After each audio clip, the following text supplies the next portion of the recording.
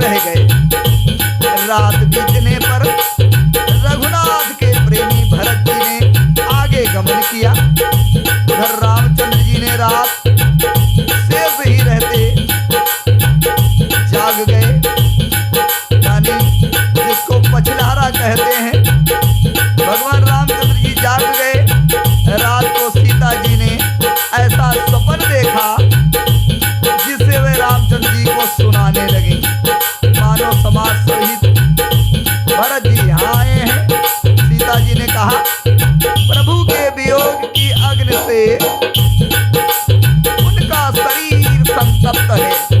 सभी लोग मन में उदास, दीन और दुखी हैं।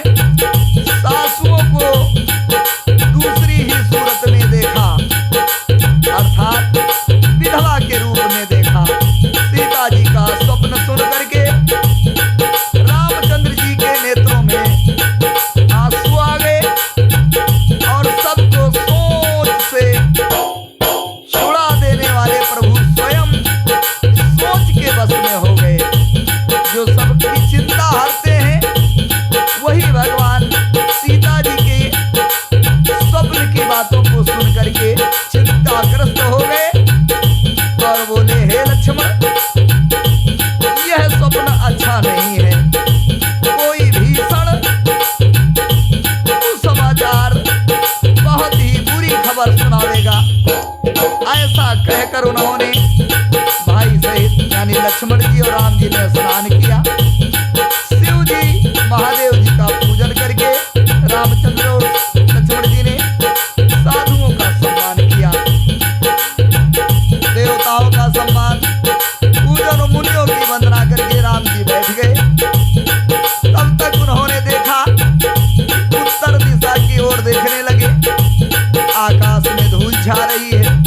बहुत से पक्षी और पशु व्याकुल होकर भागे हुए प्रभु के आश्रम की तरफ आ रहे हैं। तुलसीदास जी कहते हैं कि प्रभु रामचंद्र जी यह देखकर उठे और सोचने लगे कि क्या कारण है। वह चित्त में आश्चर्ययुक्त हो गए। उसी समय कोल भीलों ने आकर सब समाचार सुनाया।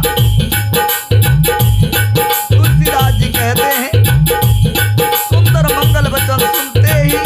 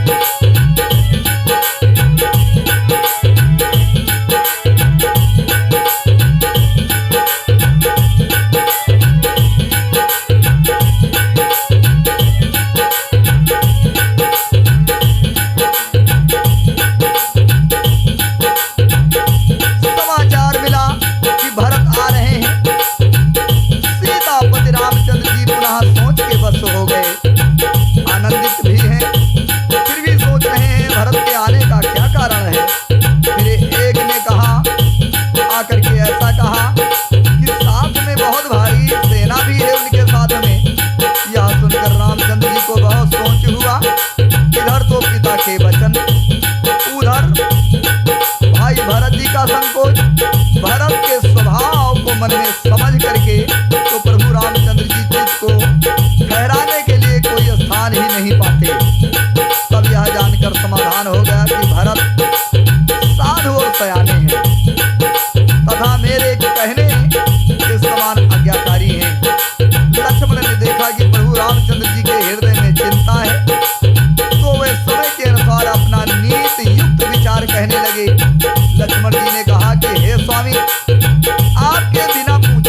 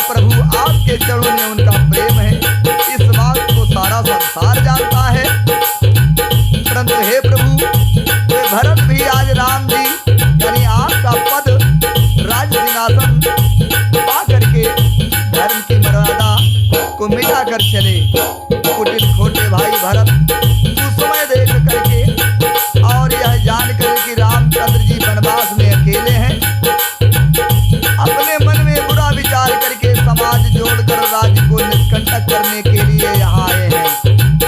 इस प्रकार लक्ष्मण जी रामचंद्र जी से कहते हैं, करोड़ों प्रकार की कुटिलताएं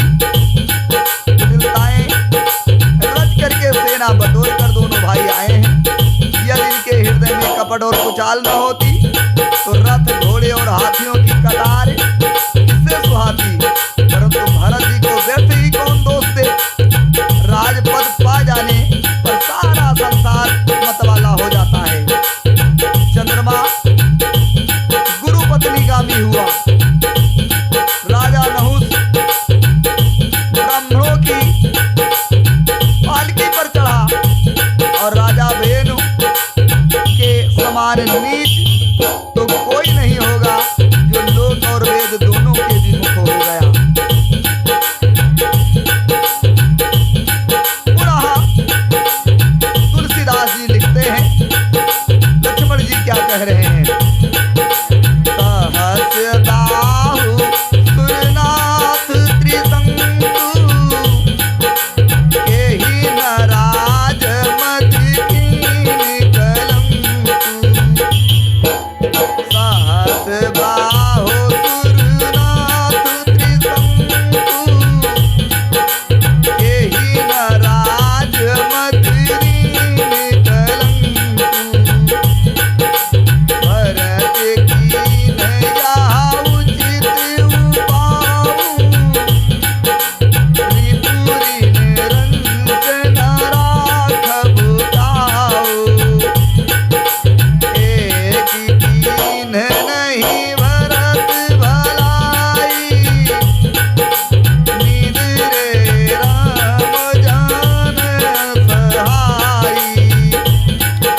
समुझी तरह सोबुआज विवेकी समरि सरोस राम मुख देखी। इतना कहत नीत रस भूला और रन रस बिटप पुलक निस्फूला। रघुपद वंद शीस रज राखी बोले सति साज बल भाखी। अनुचित नाथ न मानव मोरा भरत हमहि उपचार न तोरा। औ कालग सही रही मनो मारे नाथ साथ धनु हाथ हमारे। छात्री जाति रघुकुल जन्म राम अनुग जग जानी। लातहु मारे चढ़त सिर नीच को धूर समान।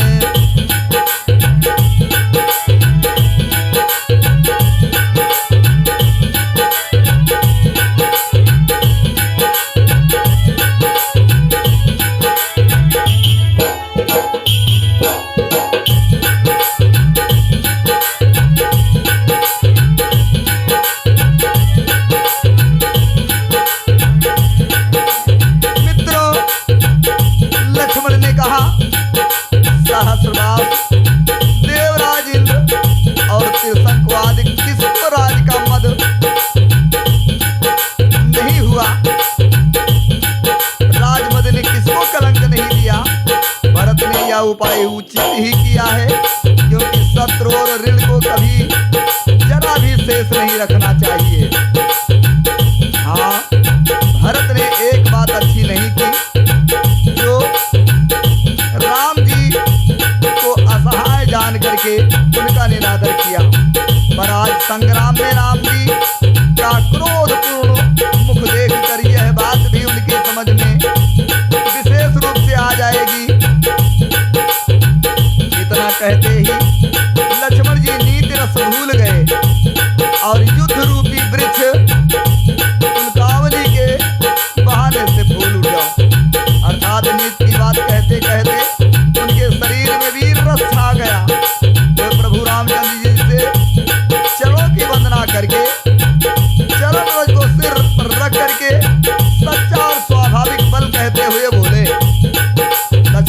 कहा कि हे प्रभु, मेरा कहना अनुचित न मानिएगा।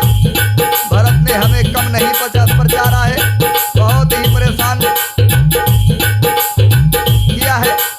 आखिर कहाँ तक हम सहा जाए, मन मारे कहाँ तक रहा जाए, जब स्वामी हमारे साथ है और धनुष हमारे हाथ में है। क्षत्रिय जात के हैं हम, रघुकुल में जन्म लिया है और फिर मैं रामचंद्र जी का अनुगामी सेवक हूँ। यह जगत जानता है, फिर भला कैसे सहा जाए। ढोल के समान नीच कौन है, परंतु वह भी लात मारने पर सिर पर चढ़ती है।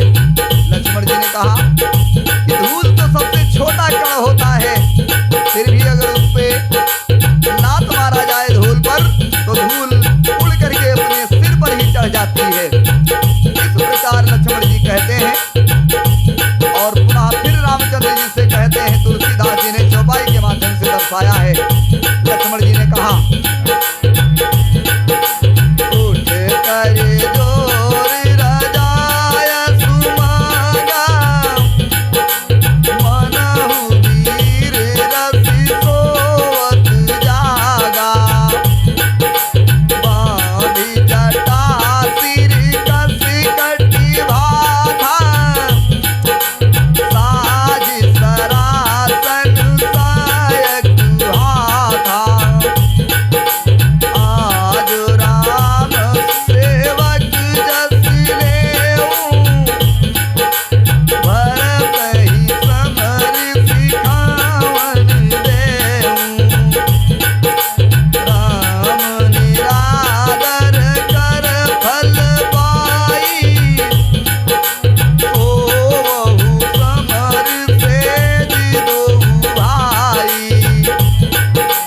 आए बना भल सकल समाजू, प्रकट करो रिस पाछिल आजू, जिम कर निकर दलै मृगराजू, ले लपेट लिवा जिम बाजू, ऐसे ही भरत ही सेन समेता, सानुज निदर निपातहु खेता, जो सहाय कर शंकर आई, तो मारहु रन राम दुहाई, आदि सरोस माखे लखन, लाखी सुनि सपथ प्रवान, सब लोक पत चाहत भभरि भगान।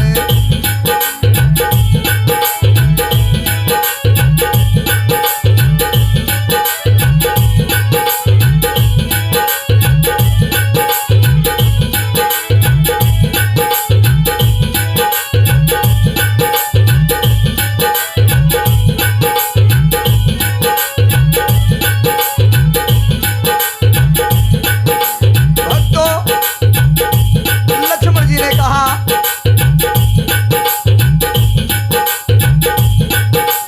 लातों के व्यक्ति बातों से नहीं मानते हैं। यूं कह करके लक्ष्मण जी ने उठकर हाथ जोड़कर आज्ञा मांगी रामचंद्र जी से, मानो वीर रथ सोते हुए जाग उठा हो। सिर पर जटा बांधकर कमर में तरकस कस लिया और धनुष को सजकर बाण को हाथ में लेकर के कहा, आज मैं श्री राम आपका सेवक होने का यश दूं और भरत को संग्राम में शिक्षा दूं। श्री रामचंद्र जी के निरादर का फल पाकर दोनों भाई रण की सैया पर सोए। अर्थात लक्ष्मण जी ने कहा कि भरत शत्रुघ्न को आज मार दूंगा। अच्छा हुआ जो सारा समाज आकर एकत्र हो गया। आज मैं पिछला सब क्रोध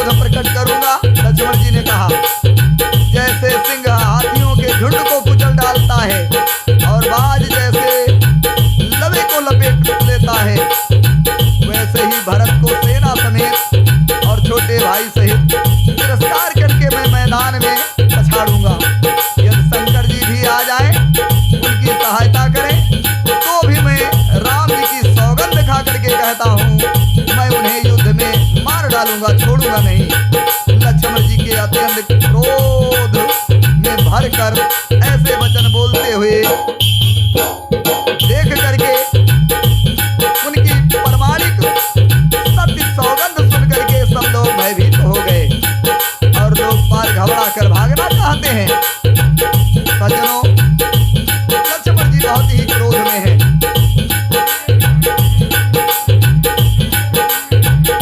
तुलसीदास जी ने पुनः चौपाई के माध्यम से लिखा है, मित्रों, जगु भय मगन गगन भयवानी, लखन बाहुबल विपुल बखानी, तात प्रताप प्रभाव तुम्हारा, ओ कही सकई जो जाननिहारा, अनुचित उचित काज किछु होऊ, समुझ करिए भल कहु सबको, और सहसा करी पाछे पछताही, काहि वेद बुध दे बुधि नाही, सुनि सुर वचन लखन सकुचारे, राम सिए आदर सन्मानी, कही तात तुम्हरी सुहाई, और सबते कठिन राज मधुभाई, जो अचवत नृपमा तहि देई, नाहिन साधु सभा जेहि सेई, सुनहु लखन बल भरत सरिसा, विधि प्रपंच मह सुनान दीसा, भरत ही होए नाराज मधु, विधि हरि हरि पद पाई, कबहु की काजी सीकरन, क्षीर सिंधु बिन साई।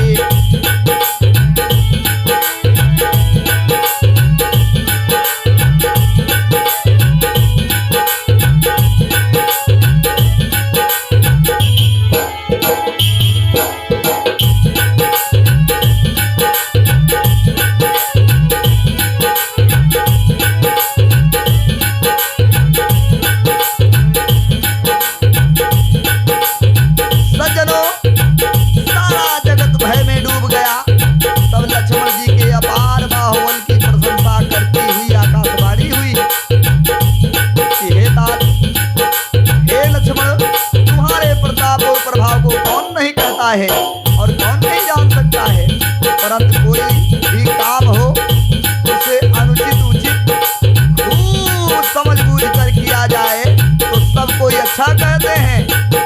वेद और विद्वान कहते हैं कि जो बिना विचारे जल्दी में किसी काम को करके पीछे पछताते हैं, वे बुद्धिमान नहीं है। इसलिए हे लक्ष्मण, सोच विचार करके ही कोई कार्य करना चाहिए। ऐसी आकाशवाणी सुन करके लक्ष्मण जी सकुचा गए।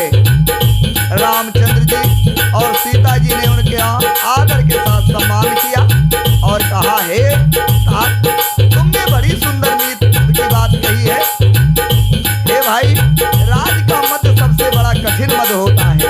जिन्होंने साधुओं की सभा का सेवन नहीं किया, वही राजा राजमद रूपी मदिरा के का आचमन करते हैं। मतलब